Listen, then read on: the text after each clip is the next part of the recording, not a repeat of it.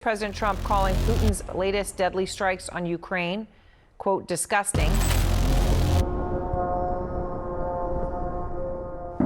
The date has been set in Alaska, the venue is clear, and the agenda can be summed up in one sentence. How will the war in Ukraine end?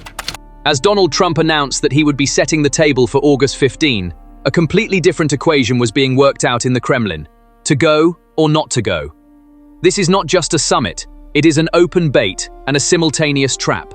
After Washington made a move to narrow Moscow's sphere of influence in the South Caucasus, it played the Alaska card and now leaves Vladimir Putin with two bad options. If he goes, he risks being unable to maintain his narrative as an uncompromising leader.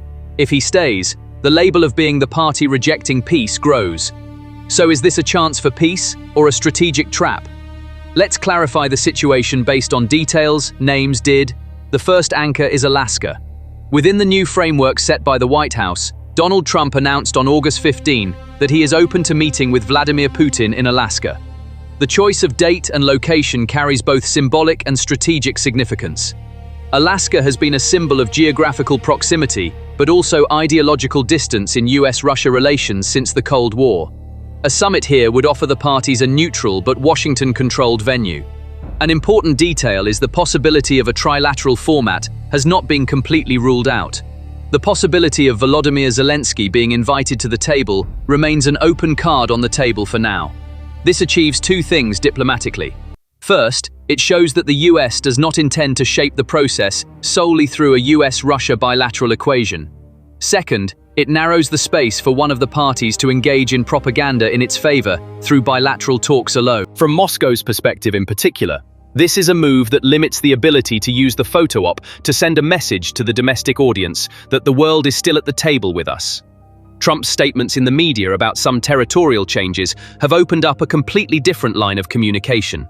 For Moscow, these words create a magnetic effect that could keep alive the expectation that current gains are negotiable. The Putin administration is adept at turning such rhetoric to its diplomatic advantage. However, the same statement is triggering a reflexive alarm in European capitals. Centers such as Brussels, Berlin, and Paris are inclined to quickly take a position against the possibility that such rhetoric could damage Ukraine's territorial integrity policy. Ultimately, Washington is sending a clear but nuanced message. The door is open. But behind that door, there may not be the kind of negotiating table you imagine. Kiev's stance is clear, its language sharp. Volodymyr Zelensky is not merely producing a political slogan when he says, "Ukrainians will not give their land to the occupier."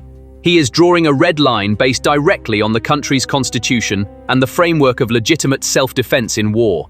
This statement is becoming one of the most critical parameters of the Alaska scenario. If Zelensky is invited to the talks in Alaska, this line will be formalized live on air, in full view of all diplomatic protocols. This will narrow the scope of the negotiation topics before they even come to the table. Conversely, if Kiev does not take a seat at the table, European capitals will once again loudly proclaim that there will be no decision without Ukraine. This situation would erode the legitimacy of a US-Russia-centered bilateral photo opportunity. Precisely for this reason, Zelensky's possible participation serves as a stress test that would blur the narrative of an uncompromising victory that the Kremlin is trying to construct internally.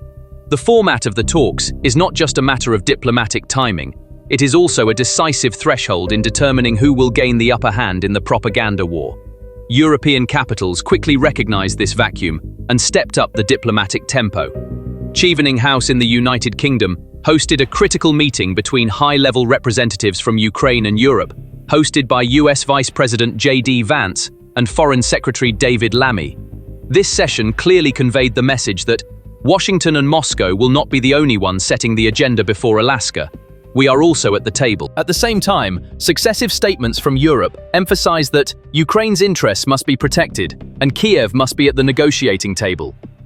This rhetoric transforms the possibility of the summit being reduced to a bilateral photo opportunity between the US and Russia into a politically costly scenario.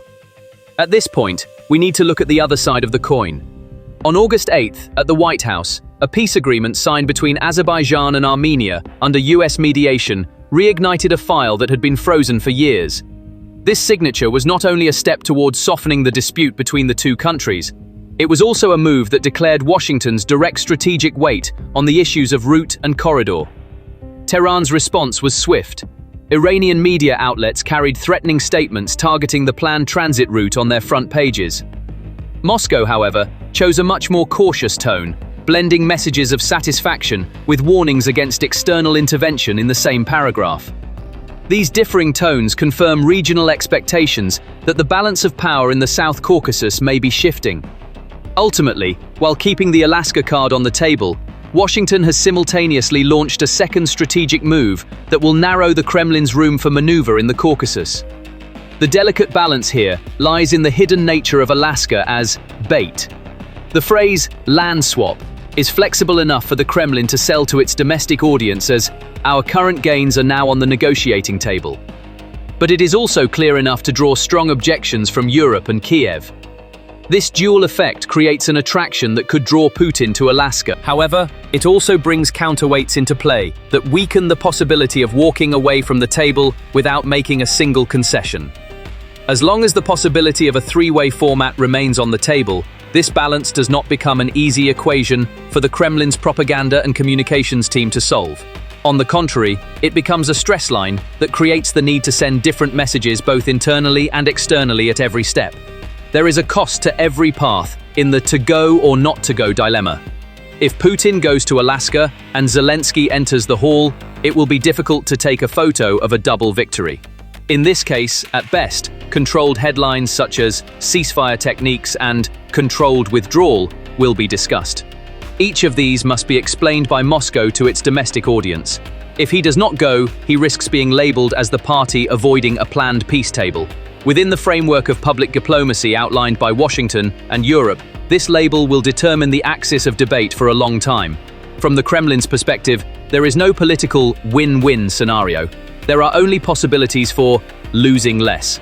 At this point, the second prong of the vice is the economic front, where moves have been made over the past year to gradually restrict Moscow's breathing space.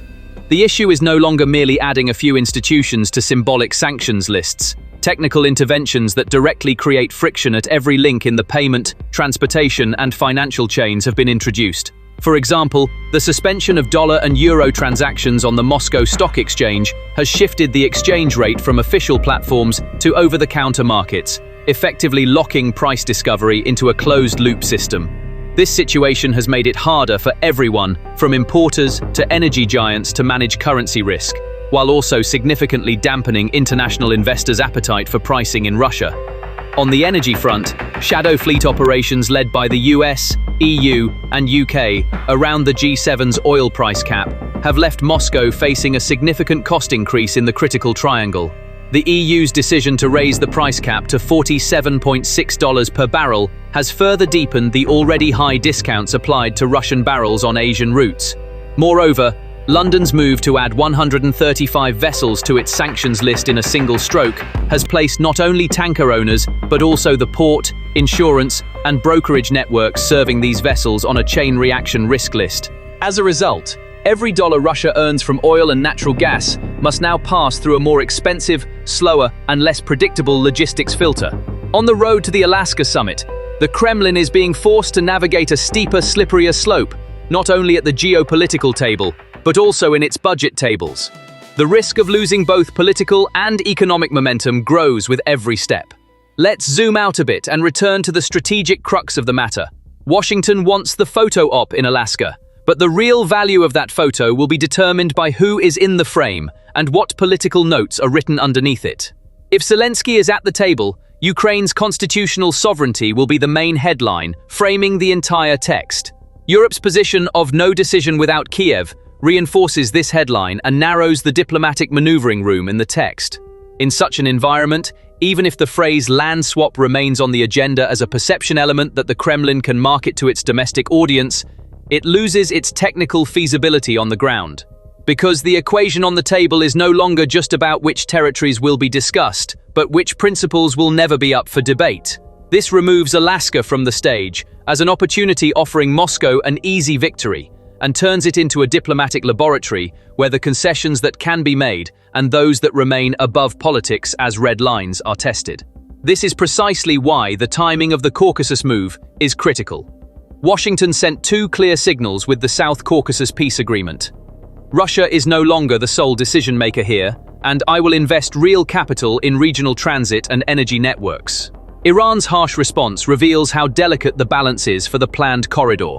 But the real problem for Moscow is that the rules of the game are now being written in other capitals. Once this threshold is crossed, the Kremlin's motivation to sit at the table in Alaska will diminish, while the strategic and image losses of walking away will grow. Ultimately, the element of attraction lies in Alaska, while the element of pressure lies in the Caucasus. Putin, however, cannot find a set of moves that would allow him to gain the upper hand on both chessboards at the same time. Personal political narratives and domestic public pressure are making the Alaska equation much more complicated for both the Kremlin and the White House.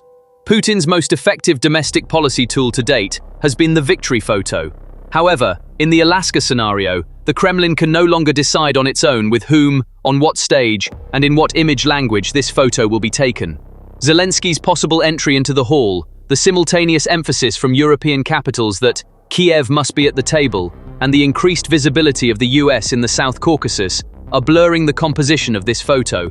On the other side, Washington also has to manage its own risks. An overly vague framework could trigger the perception in Ukraine's domestic public opinion that the West is selling us out, which would both narrow the maneuvering room of the Kiev administration and damage the strategic credibility of the US.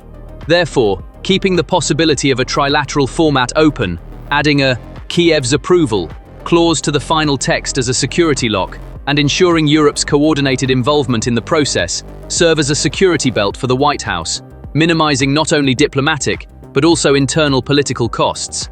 Thus, Washington is pursuing a policy of balance to bring Moscow to the table and maintain Kiev's confidence. However, this balance requires both sides to produce different narratives that they can sell to their own public. The military and economic realities on the ground are directly narrowing the framework of the Alaska talks. Russia's critical infrastructure losses from long-range attacks, the necessity of rebuilding its logistics networks, and the cost of additional defense lines against the growing drone and missile threats are shaping not only the front lines, but also the diplomatic arena. Each of these technical necessities coincides with the Alaska talks timeline. The period between the end of summer and the beginning of autumn is a threshold where the impact of the price cap insurance freight triangle on the budget will become clearer. As winter approaches, the squeeze between currency instability and the budget deficit, along with the friction building up in payment channels, is turning the option of buying time into a costly luxury for the Kremlin. If a text written in engineering language such as ceasefire procedures, monitoring mechanisms, security parameters emerges from a table where Zelensky is seated, the Kremlin will be forced to radically revise its internal narrative. In domestic politics, the victory photo will give way to the defense of a controlled ceasefire. This prolongs the narrative on television screens and requires a detailed defense rather than short slogans. Accusations of concessions rise among nationalists, while liberals criticize the government for being too late. The EU and Kiev will consider the text a minimum common ground and want to immediately establish follow-up committees. This turns into a ruler that measures Moscow's room for maneuver on the ground within weeks. Expectations of a controlled ceasefire may temporarily ease the ruble, but if doubts about implementability persist, financing channels will not open permanently. Hopes for discounts on insurance and freight rates will immediately reverse with the number of violations on the ground. Monitoring missions and sensor tracking packages come to the fore. This links the risk of a shadow fleet and secondary sanctions to automatic monitoring. Maneuvering secrecy decreases. In the short term, tensions will ease, but the Kremlin will be forced to engage in a long persuasion campaign at home. The gains are certain, the costs widespread. Bilateral talks and a photo op without a framework are another topic. The Putin-Trump image can be sold domestically as "we stood our ground," but without text, the caveats will follow. The photo will save the day, but the next day the question, "what has changed?" will resurface. Hardliners will be satisfied, while the economic wing will remain dissatisfied. Europe and Kiev will amplify the counter-narrative by saying that the format is flawed. The Chevening line of "no decision without Kiev" will shorten the shelf life of the photo. Without a framework, sanctions will not stop. Pressure on the shadow fleet, tanker insurance, and financial intermediaries will continue. Spreads will widen. The pressure on the ruble and the budget is not easing, only being postponed. Without a signal, the dynamics on the ground will not change. The drone missile cost curve will continue to work against Russia. The result is a symbol for domestic consumption and an empty file for the outside world. The diplomatic gains are short-term, while the economic and military costs are medium to long-term.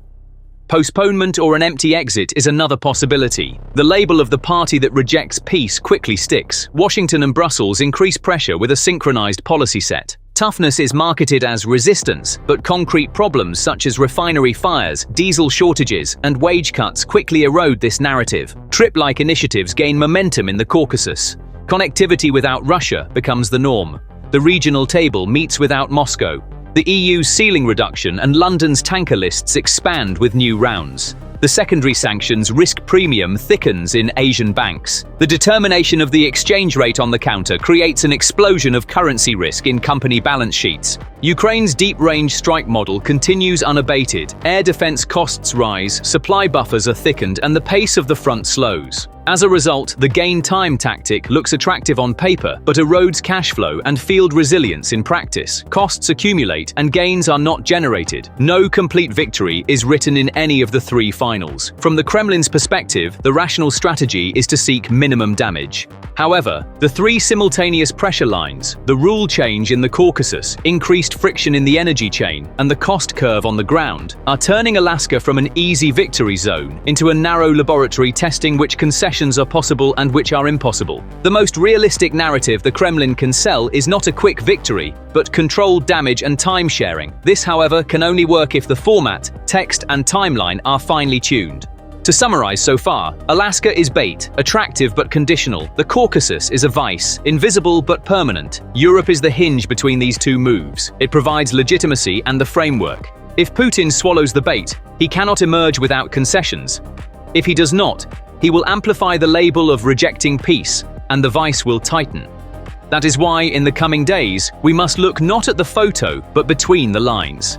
What do you think? Will the Alaska table force the Kremlin to back down, or will it give rise to a knot that carries over to the next round?